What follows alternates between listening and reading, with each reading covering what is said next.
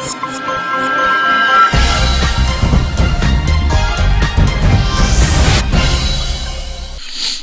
वालेकुम जी, आपका host doctor Shahzad, doctors hospital Jalalpur Jattan से। तंदुरुस्ती हज़ार नेमत है प्रोग्राम की एक और एपिसोड के साथ आपकी खिदमत में हाजिर हूँ। सबसे पहले आप लोगों का बहुत ज़्यादा शुक्रिया कि आप लोगों ने मेरे प्रीवियस प्रोग्राम जो 2 एपिसोड्स थी उनको बहुत ज़्यादा पसंद किया और आपके फ़ीडबैक का बहुत शुक्रिया। अल्हम्दुलिल्लाह आपके पॉजिटिव फ़ीडबैक से हमें बहुत ज़्यादा मोटिवेशन मिलती है और बहुत ज़्यादा हौसला अफजाई होती है कि हम और अच्छे नए टॉपिक्स के ऊपर बात कर सकें।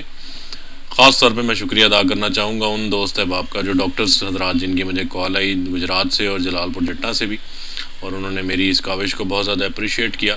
आपकी हौसला अफजाई का बहुत बहुत शुक्रिया।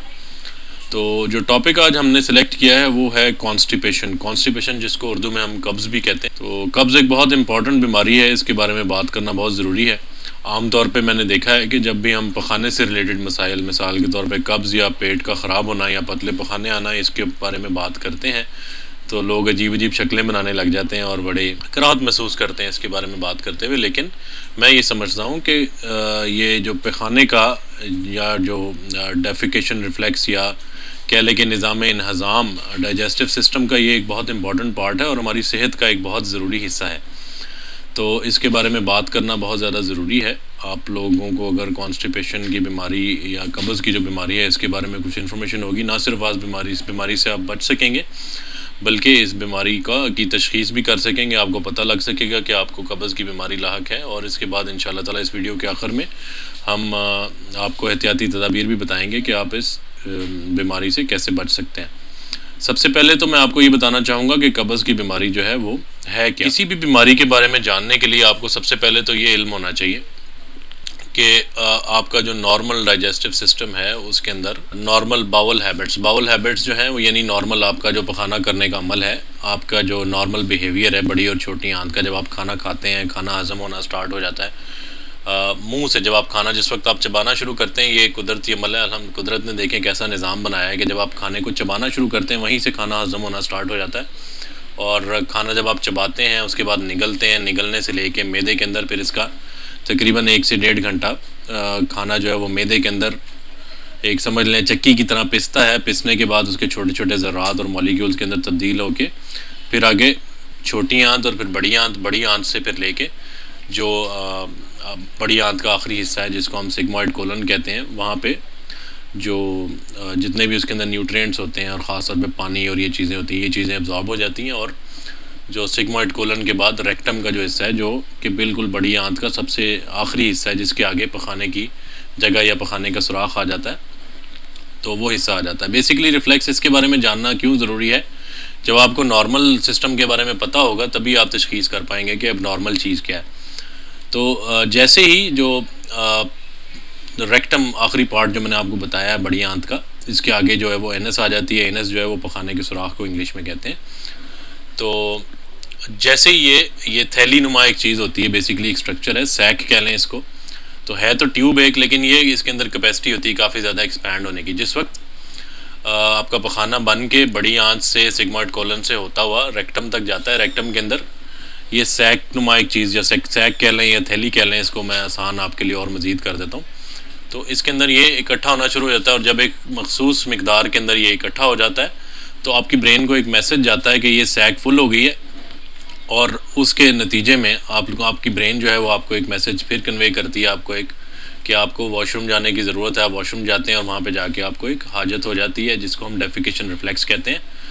जो पखाने का सुराख है उसके जो मसल्स हैं वो रिलैक्स हो जाते हैं और ऊपर से रिफ्लेक्स एक्शन के तौर पे इनवॉलंटरी मोशन ये होता है और जो पट्टे हैं रेक्टम के अंदर, जो कि बड़ी आंत का आखिरी हिस्सा है, उसके जो पट्टे हैं वो फोर्सफुली ज़ोर लगाकर और कंट्रैक्ट करते हैं। जैसे ही वो पट्टे कंट्रैक्ट करते हैं इसके नतीजे में आपका पखाने का जो है वो इखराज हो जाता है। तो ये नॉर्मल डेफिकेशन रिफ्लेक्स है। अब ये कितनी बार होना चाहिए इसके बारे में जानना भी ज़रूरी है कि 24 घंटे में जो बाय बुक डेफिनेशन है, एक दफ़ा अगर आपको पखाना आ रहा है तो इसका मतलब है कि ये बिल्कुल नॉर्मल बिहेवियर है। एक से अगर 2 दफ़ा हो जाता है तो ये भी कोई ऐसा मसला नहीं है। 24 घंटे में अगर आपको 2 बार पखाना आ जाता है तो ये नॉर्मल है। अगर 2 से ज़्यादा बार किसी इंसान को पखाना आ रहा है तो ये भी कुछ केसेस के अंदर आपकी खुराक के ऊपर डिपेंड करता है कि आप कितने मील्स ले रहे हैं और किस किस्म की डाइट ले रहे हैं और आपका लाइफस्टाइल क्या है, इसके ऊपर ये चीज़ें बहुत ज़्यादा डिपेंड करती हैं। तो 3 बार से ज़्यादा अगर आपको पखाना आ रहा है तो इसका मतलब है कि आपको लूज़ मोशंस की शिकायत है, पतले पखाने आने शुरू हो गए हैं। इसके बरक्स इसका उलट जो है वो कब्ज़ की बीमारी होती है। तो कब्ज़ बेसिकली क्या चीज़ है, अगर 24 घंटे में आपको एक बार भी पखाना नहीं आ रहा तो इसका मतलब है कि आपको कब्ज़ है। और बाय डेफिनेशन अगर आपका पखाना आपको एक बार आ रहा है दिन में, लेकिन वो इतना ज़्यादा सख्त है कि आपको करते हुए तकलीफ़ महसूस हो रही है, या वो पखाना आप पास नहीं कर पा रहे चूँकि वो पखाना बहुत ज़्यादा सख्त है, तो ये भी कब्ज़ की डेफिनेशन पे आता है। और उसके बाद अगर आपको वॉशरूम के अंदर जिस वक्त आप पखाने की हाजत करने के लिए वॉशरूम में तशरीफ़ ले गए हैं तो आपको 10 से 12 मिनट या इससे ज़्यादा का टाइम लग रहा है, जो इंसान 10 से ज़्यादा मिनट जिसको लग रहे हैं पखाना करने के अंदर, तो वैसे इंसान को भी कब्ज़ की बीमारी लाहक है। अब कब्ज़ बेसिकली बज़ाते ख़ुद एक बीमारी भी है और बहुत सारी बीमारियों के अंदर एज एन अलामत भी, यानी एज अ सिम्टम भी सामने आ जाती है। बहुत ज़्यादा एक ब्रॉड स्पेक्ट्रम है बीमारियों का जिसके अंदर आपको कब्ज़ की बीमारी लाहक हो सकती है। मिसाल के तौर पर नॉर्मली आप अगर आपकी खुराक अच्छी नहीं है और आप फ़ाइबर रिच डाइट या जिसको छिलका कहते हैं, जैसे इसबगोल का छिलका है, आपकी खुराक के अंदर छिलके की कमी है और अगर आप बहुत ज़्यादा रेड मीट इस्तेमाल कर रहे हैं और आपकी डाइट के अंदर सब्ज़ियाँ, सलाद और फल जो हैं वो कम है, तो इसके नतीजे में आपको कब्ज़ की बीमारी लाहक हो सकती है। ये तो एक स्टार्ट है स्पेक्ट्रम का। इसके बरक्स अगर आप इसकी सिवेरिटी देखें तो खुदा न खास्ता आपको डायबिटीज़ की बीमारी के अंदर भी हो सकती है। जिस वक्त कुछ लोगों की अगर डायबिटीज़ अनकंट्रोल रहती है तो जो बड़ी और छोटी आंट के जो पट्टे हैं ख़ास तौर पे उनको ये कमज़ोर कर देती है और उसके साथ साथ जो नसें हैं उनकी कमज़ोरी का बायस बनती है। और जैसे ही उनको ये कमज़ोर कर देती है तो उसके अंदर उतनी ताकत नहीं रहती, तो इसके नतीजे में भी कुछ इंसानों को क्रोनिक कॉन्स्टिपेशन जो है वो उसकी शिकायत हो जाती है। और इसके बाद एक बहुत ज़्यादा सवेयर फॉर्म जो है इसकी कब्ज़ की, उसके अंदर खुदा न खास्ता आपको बड़ी और छोटी आंत की कुछ बीमारियां ऐसी हैं जिसके अंदर बड़ी और छोटी आंत का कैंसर भी है, उसकी अलामत के तौर पे भी ये आपके सामने आ सकती है। तो लिहाजा इसके बारे में जानना, बात करना बहुत ज़्यादा ज़रूरी है। मकसद आपको डराना नहीं है। हर इंसान जिसको कब्ज़ की शिकायत है इसका मतलब ये नहीं है कि उसे खुदा न खास्ता शुगर हो गई है या उसे खुदा न खास्ता कैंसर की बीमारी लाहक है। हो सकता है कि आपकी डाइट के अंदर कुछ मॉडिफिकेशंस करने से, आपकी लाइफस्टाइल मॉडिफिकेशंस करने से, आपकी खुराक को बेहतर करने से, कुछ एक्सरसाइज ऐड करने से वो सारी चीज़ें रिजॉल्व हो जाएं। इसके ऊपर हम आगे चल के इंशाल्लाह ताला बात करेंगे। तो सबसे पहले तो हमें ये पता चल गया कि कब्ज़ बेसिकली है क्या। एक तो नॉर्मल मैंने आपको बताया कि बाउल रिफ्लेक्स क्या चीज़ है, डेफिकेशन रिफ्लेक्स क्या चीज़ है, बाउल हैबिट्स क्या होती हैं नॉर्मली, और उसके बाद कब्ज़ क्या चीज़ है। अब इसके बाद हम बात करेंगे कि कब्ज़ बेसिकली होने की वजूहात क्या होती हैं। जो मोस्ट कॉमन रीज़न है कब्ज़ होने का वो तो है हमारी बेटाइम खाने, और जिस तरह के प्रॉपर 3 जो मील्स हमें कहा गया है, साइंटिस्ट ने बहुत ज़्यादा रिसर्च के बाद कहा है कि 3 से 4 आप छोटे छोटे मील्स के अंदर डिवाइड करके अपने सारे 24 घंटे की खुराक को लें। और मैंने बहुत सारे ऐसे पेशेंट्स देखे हैं जो मेरे पास आते हैं और वो कहते हैं कि जी हम सारे दिन में बिंज ईटिंग एक ही दफ़ा करते हैं, 24 घंटे में एक ही बार खाना खा लेते हैं, और वो एक बार जो खाना खा लेते हैं उसी दौरान वो 2, 3, 4 रोटियाँ सारे दिन में जितनी आपने खानी होती हैं वो उसी वक्त इस्तेमाल कर लेते हैं। तो ऐसे मरीज़ों को बहुत ज़्यादा कब्ज़ का मसला रहता है, जो प्रॉपर अपना खाना जो है वो टाइम पे नहीं लेते। एक स्केड्यूल उनका ज़िंदगी का भी सेट नहीं है और उसके साथ साथ खुराक लेने का स्केड्यूल भी सेट नहीं है।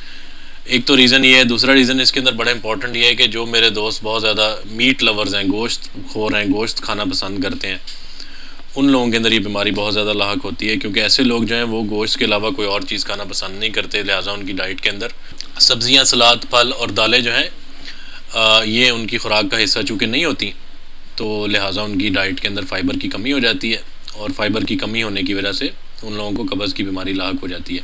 इसके बाद जैसे मैंने आपको पहले बताया डायबिटीज़ की बीमारी है, उसके अंदर खुदा न खास्ता कब्ज़ हो सकती है।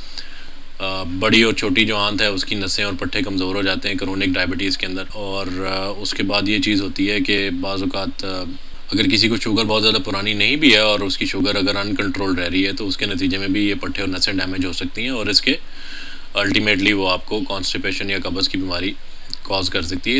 इसके बाद कुछ इन्फ्लेमेटरी डिजीज़ हैं बड़ी आंत की, उसके अंदर भी कब्ज़ की बीमारी लाहक हो सकती है, लेकिन उसके अंदर एक अलामत ये होती है कि बाज़ औक़ात ऑल्टरनेटिंग कॉन्स्टिपेशन और डायरिया रह रहा होता है। मिसाल के तौर पे इसको मैं उर्दू में ऐसे एक्सप्लेन करूँगा कि एक इंसान की उसको बार बार कभी उसको कब्ज़ हो जाती है और कभी उसको जो है वो पतले पखाने आने लग जाते हैं अचानक से।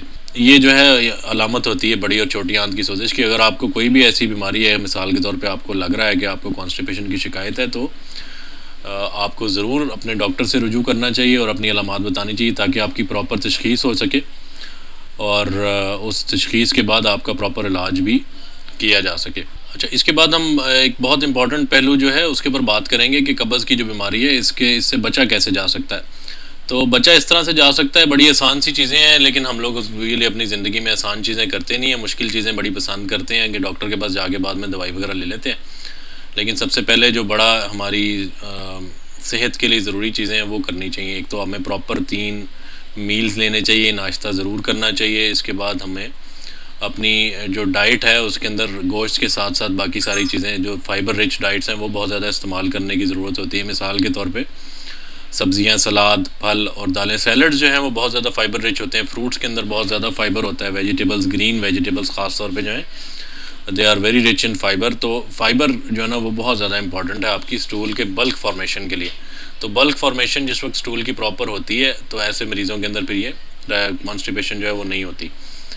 तो जो मेरे दोस्त गोश्त को पसंद करते हैं बहुत ज़्यादा, ठीक है, गोश्त भी लेना ज़रूरी है हफ्ते में 1-2 दफ़ा, लेकिन उसके साथ साथ ये सारी खाने की चीज़ें जो हैं ये बाकी भी अल्लाह ताला की नेमतें उतनी ही ज़रूरी हैं और उतनी ही लजीज़ हैं। ये सारी चीज़ें खाने भी बहुत ज़्यादा ज़रूरी हैं। तो ये सारी चीज़ें करके आप कब्ज़ की बीमारी से बच सकते हैं। इसके अलावा एक बहुत इंपॉर्टेंट चीज़ है कि एक्सरसाइज़ को अपनी ज़िंदगी का हिस्सा बनाएं। कम से कम 30 मिनट्स वॉक करें डेली। जो लोग रेगुलर वॉक्स करते हैं उनको भी कब्ज़ की बीमारी कभी भी लाग नहीं होती। उनका डाइजेस्टिव सिस्टम हमेशा स्ट्रॉन्ग रहता है और उनको कभी ये बीमारी नहीं होती। तो और मज़ीद इसके अंदर ये है कि हर अपनी डाइट के साथ सैलड्स वगैरह इस्तेमाल करें, ठीक है। पानी ज़्यादा पिएँ, कम से कम 8 से 10 गिलास पानी इस्तेमाल करें रोज़ाना। और इसके अलावा एक चीज़ बहुत ज़्यादा ज़रूरी है, इंपॉर्टेंट जो चीज़ है वो ये है कि अपनी खुराक को प्रॉपर टाइम लेकर अच्छी तरह से चबा। साइंस तो वैसे ये कहती है कि आप जो भी निवाला, मिसाल के तौर पे वो मीट का हो या गोश्त का हो या सब्ज़ी का हो, तो वो निवाला जो है उसको अच्छी तरह से एटलीस्ट 30 टाइम्स जो है उसको चबा के खाना चाहिए। 30 का मतलब ये नहीं है कि अब इंसान गिनना शुरू कर दे 1, 2, 3, 4, 5 ऐसा चबाते वक्त, लेकिन ये इतना ज़रूरी है कि इसको एटलीस्ट उसके बिल्कुल छोटे छोटे ज़र्रात हो जाए। मैंने देखा है कुछ हमारे हज़रात, मेरे दोस्त ऐसे अहबाब हैं जो एकदम से खाना जो है वो मुंह के अंदर निवाला डालते साथ ही सीधा ले जाते हैं पेट में। इसमें होता क्या है कि खुदा नुकसान ये होता है कि एक तो आप बहुत ज़्यादा इंपॉर्टेंट न्यूट्रिएंट्स जो आपकी डाइट के अंदर है, ख़ासतौर पे कार्बोहाइड्रेट्स, उसकी जो डाइजेशन आपके मुंह के अंदर स्टार्ट होनी होती है वो नहीं होती। और वो सारी की सारी मेहनत जो है वो जो आपके मुंह ने खाना को चबाने के अंदर करनी थी, वो सारी की सारी मेहनत मैदे को करनी पड़ती है। और मैदे को करने की वजह से एक तो आप बहुत ज़्यादा इंपॉर्टेंट जो आपकी डाइट के अंदर न्यूट्रिएंट्स हैं वो लूज़ कर रहे होते हैं, और उसके अलावा आपको खाना प्रॉपरली ना चबाने की वजह से भी कब्ज़ की बीमारी लाक हो सकती है। तो ये भी एक बहुत इंपॉर्टेंट चीज़ है।